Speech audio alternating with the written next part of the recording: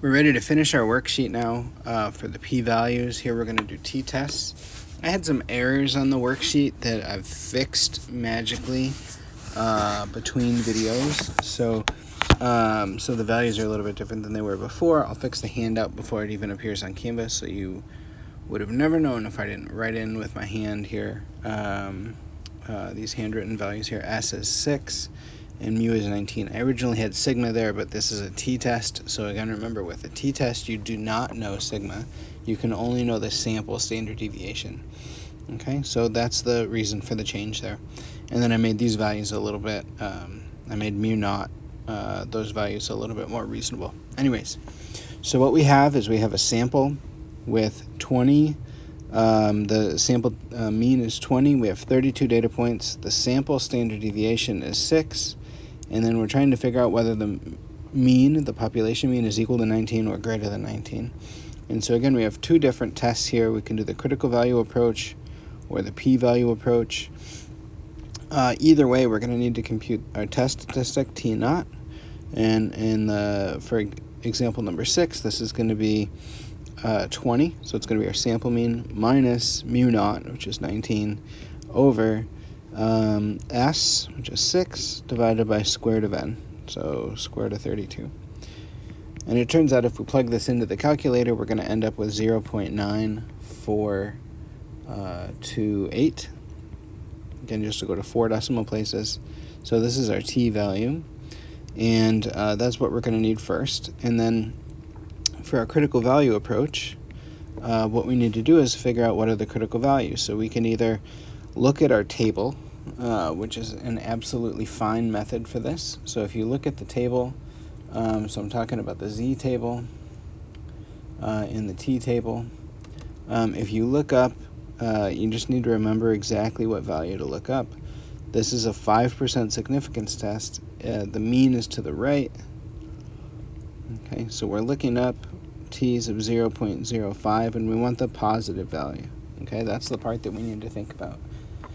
So if we look at t sub 0.05, okay, it turns out that this value with 31 degrees of freedom, so it turns out that this value with 31 degrees of freedom is going to be 1.696.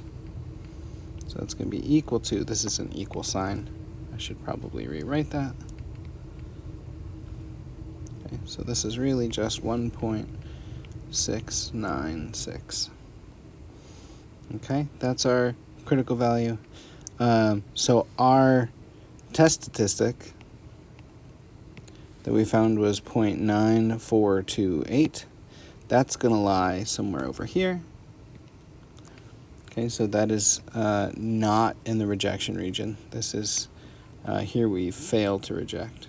So our critical value was, just to recap, our critical value was t sub 0.05, again with 31 degrees of freedom, and that was 1.696.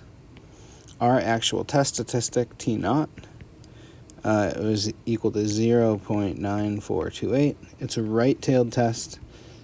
Since our test statistic is not larger than our critical value, that means that we failed to reject. Okay, so that's our conclusion here. We fail to reject. And that's the first way to do it. The other way to do it is with p-values. So to compute the p-values, what we're going to do is we're going to just appeal to R. And what we can do with the p-values, there's a few different ways to do it. If I let t be our value, so if you want to do this all in R, this is totally fine. What you would do is you would let t be your value 20 minus 19 over 6 divided by square root of 32. You would get 0.942809, and then R stops. Okay, and so if you save that value as t, then what you can do to get the p-value is you can just do 1 minus pt of t with 31 degrees of freedom. Okay, so this is telling you the p-value, the probability that our data is at least as extreme as the sample that we actually have. And it turns out that this is going to be 0.176 0.1765. Okay, P is larger than our significance alpha. So again, we fail to reject.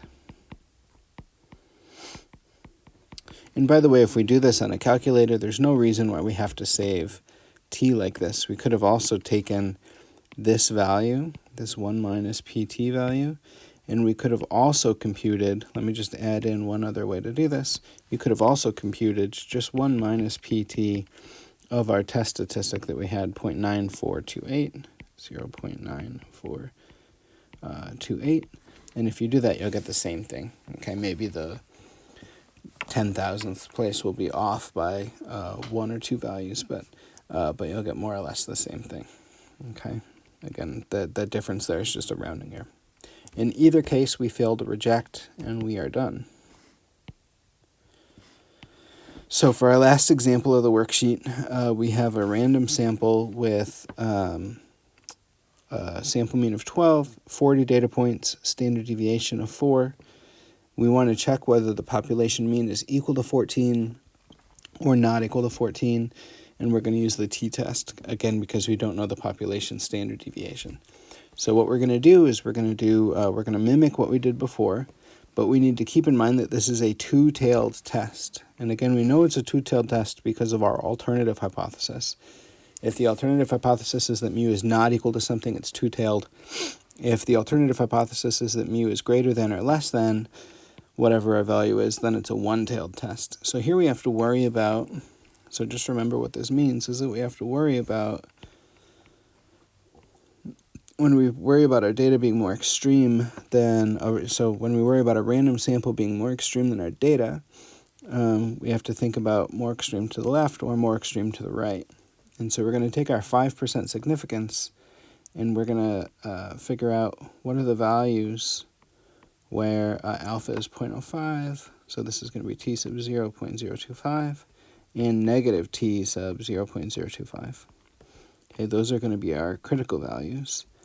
And so since I'm already on this topic, let's just figure out what are the critical values, and you can do this again using your t-distribution table. So we're going to look up t sub 0.025. That's the middle column. We have 40 data points, so that means that we're looking at 39 degrees of freedom, and that means that our critical values are going to be, our critical values are going to be t sub 0.025, so plus or minus, which are going to be plus or minus 2.023. Okay, so those are going to be our critical values there. We still have to figure out what our test statistic is. So we still have to go back, and we're going to compute T naught, which is going to be 12 minus 14 over S, which is 4, divided by square root of 40. And it turns out when we plug this in, if you actually calculate it, you end up with T being negative 3.1623. And so that's our actual test statistic. These are the values 2.023 and negative 2.023. It turns out that our test statistic is in the rejection region, so we'll reject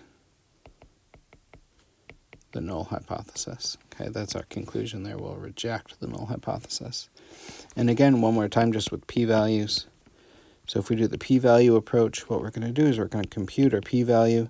And again, remember with the p-value is that this is a two-tailed test. So you have to figure out what's the probability that a random sample is at least, what's the probability of a random sample being more extreme than your specific sample.